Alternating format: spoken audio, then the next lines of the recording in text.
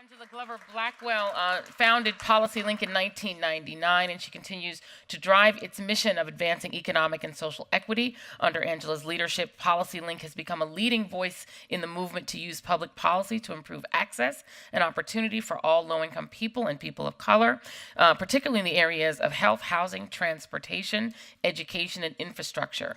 And prior to founding PolicyLink, Angela served as senior vice president at the Rockefeller Foundation, where she oversaw the foundation's domestic and cultural divisions, and as a leading voice in the movement for equity in America. Angela is a frequent commentator for some of the nation's top news organizations, including the New York Times, the Huffington Post, the Washington Post, Salon, and CNN. Please join me in welcoming Angela Glover Blackwell.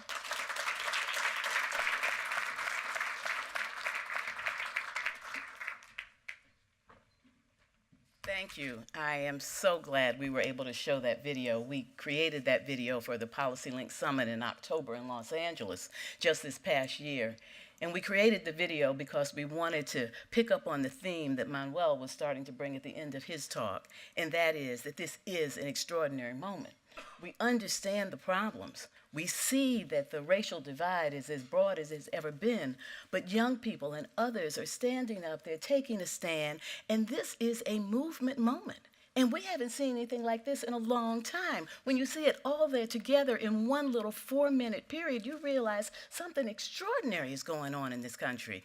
And so as we're thinking about our work and we're thinking about the agenda going forward, it is so important to recognize this is our moment. And we have got to take advantage of it. We have to sharpen the narrative about what's going on and make people see that it's not just inequality, it's toxic inequality. Toxic inequality that is hollowing out the middle class, that is deepening poverty, that has stalled economic mobility. A toxic inequality that is hurting the entire nation, and it is particularly hurting the people who are going to define the nation going forward. The data that Manuel just gave us, looking at this extraordinary demographic change that is happening faster than anybody expected, and his data shows that it's even more intense than just the changing of the numbers. Because when you look at who's young, when you look at who's going to be the workforce, when you think about where our creativity is going to come from, it is really all focused in communities of color. That if people of color don't become the middle class, there will be no middle class. If people of color don't energize democracy, democracy will not be energized. If people of color aren't able to tap their entrepreneurial spirit and their innovation, things will lag. So in many ways, what happens to people of color determines the destiny of the nation. And so as we think about how to go forward, it's important that we do a couple of things. One is that we really lift up this notion of equity. And when I say equity, what do I mean? Just and fair inclusion into a society in which all can participate, prosper, and reach their full potential. We need to lift that up, and we need to understand that in lifting it up, the second thing we need to do is to show that the agenda for equity and inclusion is an agenda for everyone. That when we focus on those who are most vulnerable in society, when we focus on those with the greatest needs, we don't just improve opportunities for them, but they cascade out, they cascade up. The classic example of that, which I use all the time, is those curb cuts in the sidewalks. You have always, not always, they have not always been there. Those curb cuts are there because of the advocacy of people with disabilities. The advocacy of people with disabilities in wheelchairs, because even as they had access to rights, theoretically, they did not really have access to jobs and education and other things they wanted to pursue if they could not move around the communities in which they lived. And so through advocacy, they got those curb cuts. How many times have you been pushing a baby carriage and been so happy you didn't have to pick that contraption up? How many times, like me, have you been trying to catch a train and you made it because you didn't have to break your stride? How many times have workers been pushing carts and pulling wagons and had their burden eased because of those curb cuts?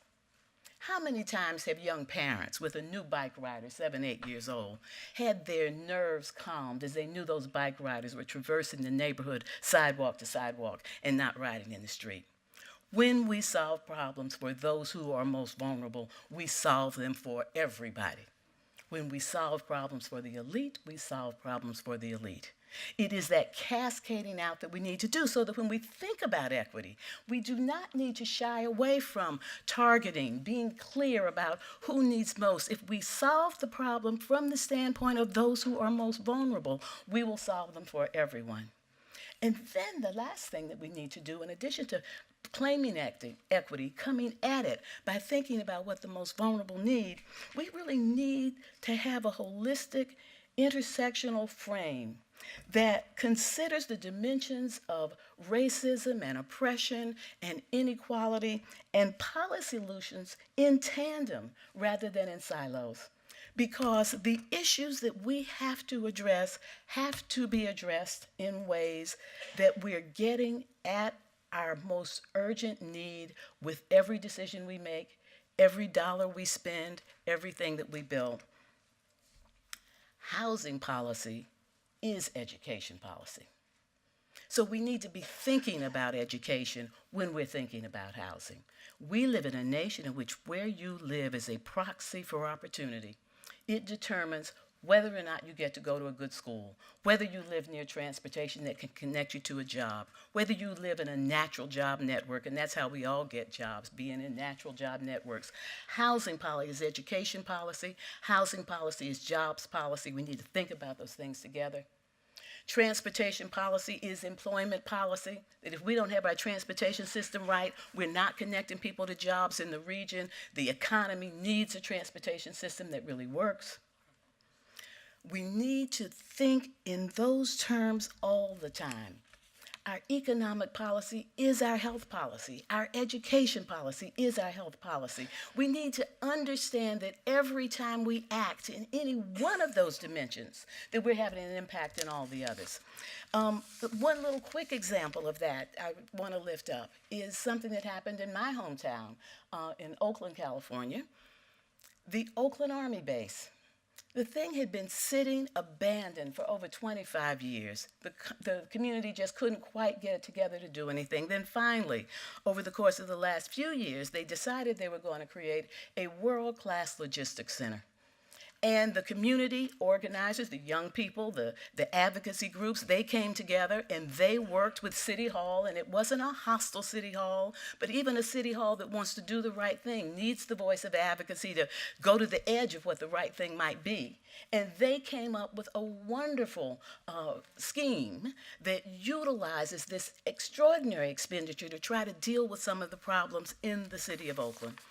Of course, one of those is jobs, and so they made sure that they limited the use of temporary hiring agencies, because that's usually what happens. You have a big project, you use temporary employment agencies, and so you may get some jobs and not necessarily the people who live in town, and they're not permanent jobs. Of course, they banned the box so that they could send a clear message that all were welcome to apply. But they went further and they made sure that all the jobs were living wage jobs with benefits. Furthermore, they decided that 25% of the apprenticeship hours would be set aside for those who needed jobs badly, people who were returning from being incarcerated, veterans, long-term unemployed. All of the new apprenticeships would go to Oakland residents. You have these opportunities coming into a community and the jobs all go elsewhere. And one of the most brilliant things they did was a year before the project started, a year before they broke ground, they built a job training center in the area hardest hit with unemployment, low-income Black Latino community, a job center to make sure by the time the first job came available, they had people ready to go. And it is moving along very well. America can see its future. America can see its future. It's a 12-year-old Latina.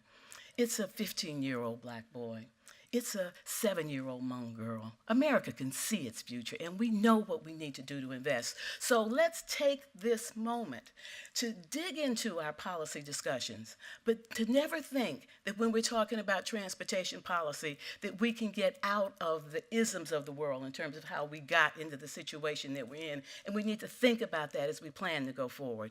As we talk about housing, never forget that housing, where it is, it's a proxy for opportunity in this country. country. It is the civil rights issue of the moment. The gentrification issue has got to be solved. Let us focus on education, but let us focus on it realistically, understanding how urgent it is that we help those children, reach those children who are left behind. Not only is it bad for them that they are in the situation that they're in, but the nation needs for them to do their best. That if we get this right, we end up unlocking the potential in all of us. All of us. And that is actually what it will take for the nation to get where it wants to go. What we say at PolicyLink is that equity is the superior growth model. Thank you.